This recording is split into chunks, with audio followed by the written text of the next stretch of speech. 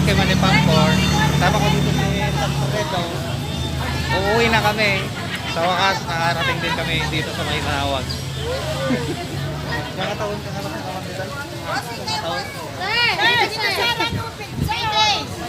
Sa madam. Next time po, shout out. Dahil kukunin na namin yung service namin ni San Fredo doon sa may private parking.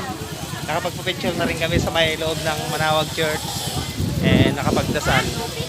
Alright, let's go.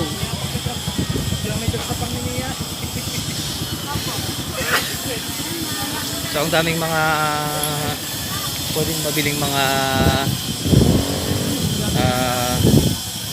imahe ni Kristo, ni Mama Mary. Ayun ang mga katikiro. So hahanapin namin dito yung pinagpartingan namin kanina.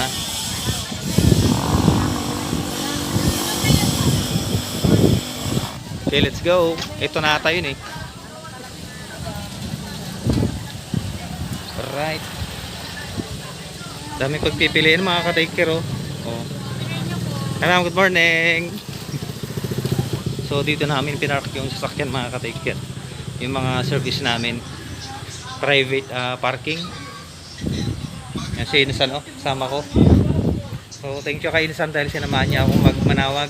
Plano din pala niyang magmanawag kaya ayun, worth it yung namin, yung pasyal namin.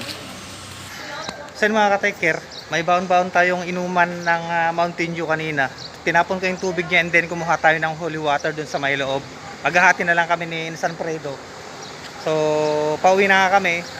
Thanks God, safe kaming nakarating dito. At gabayan mo kami sa pag-uwi namin. At sana makita na namin ni Insan yung pinapangarap namin na pangarap. Siyempre sa ating thank you.